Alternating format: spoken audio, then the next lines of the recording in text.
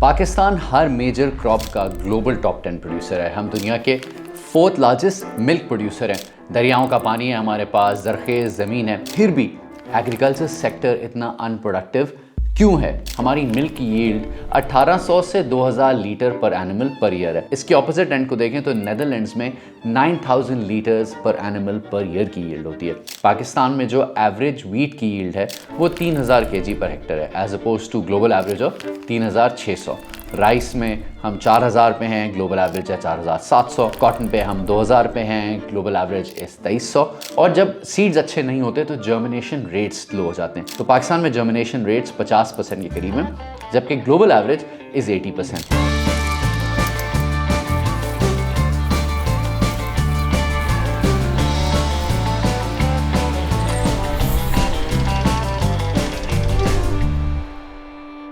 अस्सलाम वालेकुम and welcome to Pakistan and counting. मेरा नाम जुनैद इकबाल है। पाकिस्तान हर मेजर क्रॉप का ग्लोबल टॉप 10 प्रोड्यूसर है। हम दुनिया के 4th लार्जेस्ट मिल्क प्रोड्यूसर हैं। दरियाओं का पानी है हमारे पास, ज़रख़ेज़ ज़मीन है, फिर भी एग्रीकल्चर सेक्टर इतना अनप्रोडक्टिव क्यों है? इस सीरीज़ की रिसर्च के दौरान हमने BCO रिपोर्ट्स पढ़ी, दर्जनों एक्सपर्ट से मुलाकात की ताकि समझ सकें कि प्रोडक्टिविटी के गैप्स कहाँ हैं। आंसर काफ़ी अफसोसनाक है। अनफॉर्चुनेटली एग्रीकल्चर के हर सेगमेंट में प्रोडक्टिविटी का फुकदान है। ये एक बहुत बड़ा चैलेंज है और एक बहुत बड़ी अपॉर्चुनिटी भी। Let's unpack this. Before we get to that, Syngenta Pakistan की लीडिंग एग्रीकल्चरल कंपनी है जो 1000 से ज़्यादा नए सवेरा आउटलेट्स के थ्रू फार्मर्स को सर्व कर रही है। इनके कटिंग एज सीड प्रोडक्ट्स और क्रॉप प्रोटेक्शन प्रोडक्ट्स पाकिस्तान की एग्रीकल्चर को मॉडर्नाइज करने में हेल्प करें और इनकी कोशिश है कि फार्मर्स को और फूड सिक्योरिटी को सस्टेनेबल बनाया जाए। Thank you Syngenta for supporting Pakistan and counting. Now coming back के प्रोडक्टिविटी लो क्यों है, शुरू करते हैं लाइव स्टॉक से क्योंकि ये सबसे बड़ा सेगमेंट है। लाइव स्टॉक में हमारी मिल्क की यील्ड 1800 से 2000 लीटर पर एनिमल पर ईयर है। इसके ऑपोजिट एंड को देखें तो नेदरलैंड्स में 9000 लीटर्स पर एनिमल पर ईयर की यील्ड होती है। सिमिलरली अगर हम मीट की यील्ड देखें तो हमारे कैटल से 150 से 190 केजी पर एनिमल की यील्ड मिलती है।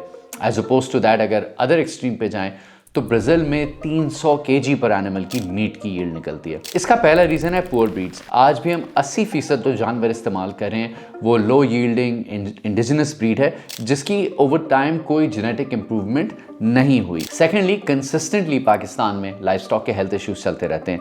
सालाना तकरीबन 20% जानवरों को फुट एंड माउथ डिजीज़ होता है और मुश्किल से 30% पाकिस्तान में जानवरों को वैक्सीनेट कराया जाता है, as oppose to developed countries जहाँ पे 90% जानवर वैक्सीनेटेड होते हैं। तो जो छोटे फार्मर्स हैं वो इनकी इंग्रेडिएंट्स पर स्पेंड ही नहीं कर पा रहे। तीसरा इशू टेक्नोलॉजी का है। मुश्किल से 5% डेयरी फार्म्स जो हैं वो मैकेनाइज्ड हैं।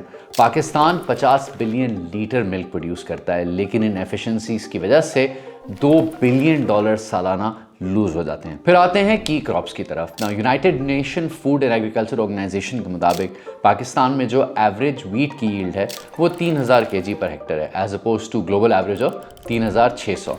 राइस में हम 4000 पे हैं, ग्लोबल एवरेज है 4700। कॉटन पे हम 2000 पे हैं, ग्लोबल एवरेज इस 2300। शुगर केन में हम 74000 केजी पर हेक्टर पर हैं जो कि ग्लोबल एवरेज के बराबर है, मगर यहाँ पर हम पानी का बहुत इनएफिशिएंट यूज़ करें। एक शाइनिंग स्टार पाकिस्तान के एग्रीकल्चर सेक्टर में है मेज़, जहाँ पर हमारी यील्ड है 5999 केजी पर हेक्टर और तकरीबन ग्लोबल एवरेज भी इतनी ही है। क्रॉप्स की यील्ड्स कम क्यों है? इसका पहला रीज़न है सीड्स। आज भी 70% फार्मर जो हैं वो लो यील्डिंग और ट्रेडिशनल सीड वैरायटीज़ इस्तेमाल कर रहे हैं। मार्केट में 20% से कम सर्टिफाइड सीड्स का इस्तेमाल हो रहा है। अगर आप इंडिया की तरफ देखें वहाँ 80% सीड्स सर्टिफाइड इस्तेमाल हो रहे हैं और जब सीड्स अच्छे नहीं होते तो जर्मिनेशन रेट्स लो हो जाते हैं। तो पाकिस्तान में जर्मिनेशन रेट्स 50% के करीब हैं, जबकि ग्लोबल एवरेज इज 80%। इसके साथ साथ जो पाकिस्तान में सीड की सर्टिफिकेशन का प्रोसेस है जो federal seed certification and research department करता है, इसमें हर सीड के अप्रूवल स्टेज में जब नए सीड्स आते हैं 2.5 से 3 साल लग जाते हैं और 18वीं तरमीम के बाद प्रोविंसेस और फेडरेशन के लॉज में कुछ ओवरलैप आ गया जिसकी वजह से सीड रेगुलेशंस और कॉम्प्लिकेटेड हो गई हैं। एंड जनरली जो सीड की रेगुलेशंस हैं और जो उसके अप्रूवल का प्रोसेस है दैट इज़ नॉन फ्रेंडली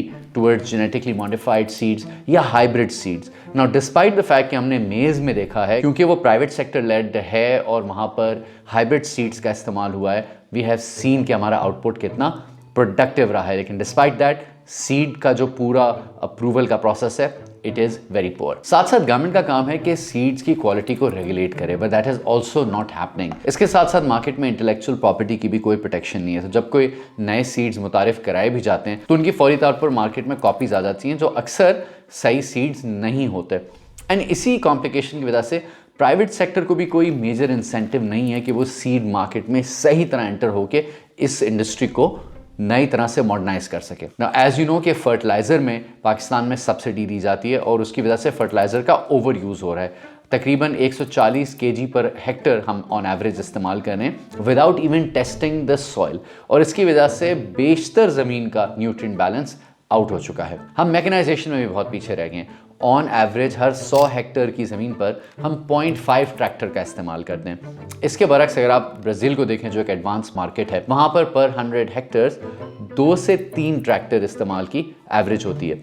अब इस मैनुअल हार्वेस्टिंग की वजह से भी हम 10 से 15% यील्ड को लूज कर देते हैं। ओवरऑल पाकिस्तान में सॉइल डिग्रेडेशन का भी एक बहुत बड़ा चैलेंज है। तकरीबन जो 30% हमारा एरिएबल लैंड है या तो वह सैलाइन हो गया या वाटर लॉक्ड हो गया है due to poor drainage and over irrigation. इन तमाम इनएफिशिएंसीज की वजह से हम तकरीबन 5 से 7 बिलियन डॉलर का पोटेंशियल एनुअल लॉस कर रहे हैं। फ्रूट्स की तरफ आ जाएं तो उसमें भी ऑर्चर्ड मैनेजमेंट में इसी तरह के चैलेंज है। मुश्किल से 20% ऑर्चर्ड जो हैं वो मॉडर्नाइज्ड हैं। 5% ऑर्चर्ड्स प्रिसिजन इरिगेशन का इस्तेमाल करें। फ्रूट्स में पोस्ट हार्वेस्ट और भी ज़्यादा बड़ा चैलेंज है। तकरीबन 30 से 40% फ्रूट हार्वेस्ट के बाद कोल्ड स्टोरेज ना होने की वजह से ज़ाया हो जाता है। फ्रूट्स की स्पेस में भी सीड अडॉप्शन का वही चैलेंज है कि आज भी हम ट्रेडिशनल वैरायटीज़ इस्तेमाल कर ररे हैं बजाय इसके कि हम हाइब्रिड वैरायटीज़ इस्तेमाल करें। पाकिस्तान की एक्सपोर्ट्स 300 से 400 मिलियन डॉलर के करीब हैं और ये फ्रूट्स की एक्सपोर्ट्स बाआसानी अगर हम अपने स्ट्रक्चर को ठीक करें 3 से 5 गुना बढ़ सकती हैं। ना वेजिटेबल्स में भी चैलेंजेस कुछ सिमिलर हैं। सबसे पहले तो आज भी मेजॉरिटी जो वेजिटेबल की फार्मिंग है वो ट्रेडिशनल ओपन फील्ड फार्मिंग के तहत की जा रही है। ना ग्लोबली वेजिटेबल्स को ग्रो करने के लिए ग्रीन हाउसेस पर हम शिफ्ट हो चुके हैं। पाकिस्तान में less than 1% farms are growing vegetables using green house technology. इसके साथ साथ 90% जो वेजिटेबल्स में सीड का इस्तेमाल हो रहा है वो लास्ट सीजन के सीड्स होते हैं। जो पिछले सीजन की क्रॉप में से सीड बचते हैं फार्मर्स उन्हीं को दोबारा प्लांट कर देते हैं इंस्टेड के जो high quality hybrid seeds plant किए जाएं। एंड एज अ रिजल्ट यहाँ पर भी यील्ड जो है वो लो आ रही है। प्रिसिजन पेस्टिसाइड स्प्रे ना होने की वजह से ओवर स्प्रेइंग हो रही है और 20 से 30% का यील्ड लॉस यहाँ पर भी आता है। इसके साथ साथ आप देखेंगे कि डिस्पाइट द फैक्ट कि हमारे पास लैंड की कोई कमी नहीं है, बार बार रेगुलर शॉर्टेजेस होती हैं और बेसिक आइटम्स जैसे प्याज और टमाटर हमें हर कुछ सालों बाद इंपोर्ट करने पड़ जाते हैं। पाकिस्तान की जो टोटल वेजिटेबल एक्सपोर्ट्स हैं वो तकरीबन 350 मिलियन डॉलर के करीब हैं। एंड वंस अगेन इसमें पोटेंशियल है कि इसको 3 से 5 गुना बढ़ाया जा सके। पाकिस्तान की मार्केट्स में भी एक बहुत बड़ा चैलेंज है and that is of the middle man यानी आड़ती।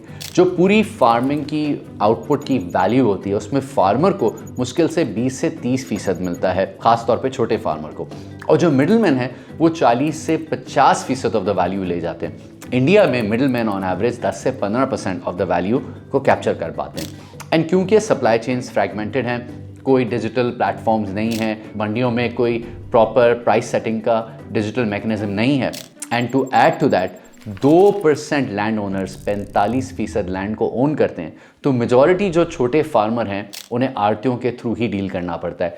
80% पाकिस्तान की फार्म आउटपुट की सेल्स आड़तियों के थ्रू हो रही है। ना बिकॉज ओनरशिप जो है वो काफ़ी स्क्यूड है कि कुछ लोग बहुत बड़े फार्म लैंड्स को ओन करते हैं, तो जब गवर्नमेंट सब्सिडीज़ भी देती है, सपोर्ट प्राइसेस भी देती है, तो इसका बेनिफिट लार्ज लैंड होल्डर को होता है और छोटे लैंड होल्डर को नहीं होता। इन तमाम मार्केट इनएफिशिएंसी की वजह से भी हम मजीद 1 से 2 बिलियन डॉलर लूज़ कर देते हैं। ना पानी की इनएफिशिएंसी तो इतने बड़े लेवल पर है कि इस पर हमने एक सेपरेट वीडियो की है। ना अगर हम एजुकेशन पर आए तो पाकिस्तान में मुश्किल से 10% फार्मर्स को फॉर्मल ट्रेनिंग मिली है। As oppose to that Bangladesh में तकरीबन 50% फार्मर्स को सम लेवल ऑफ ट्रेनिंग मिल चुकी है। ना फ्रॉम अ पॉलिसी पर्सपेक्टिव भी एक बहुत बड़ी मिसअलाइनमेंट है। हम हर साल एग्रीकल्चर सेक्टर को 3 से 4 बिलियन डॉलर की सब्सिडीज या टैक्स ब्रेक्स दे रहे हैं एंड वो इन्हीं इनएफिशिएंसीज को मजीद रीइंफोर्स करता जा रहा है। तो आप इसको ग्लास हाफ फुल के तौर पे देख सकते हैं या ग्लास हाफ एम्प्टी की तरफ से। पूरा एग्रीकल्चर सेक्टर जो है वो इनएफिशिएंसी से भरा हुआ है। अगर एग्रीकल्चर सेक्टर से सब्सिडीज विड्रॉ कर ली जाएं तो ये क्रैश हो सकता है और ये एंटरप्रेन्योर्स के लिए एक बहुत बड़ी अपॉर्चुनिटी है।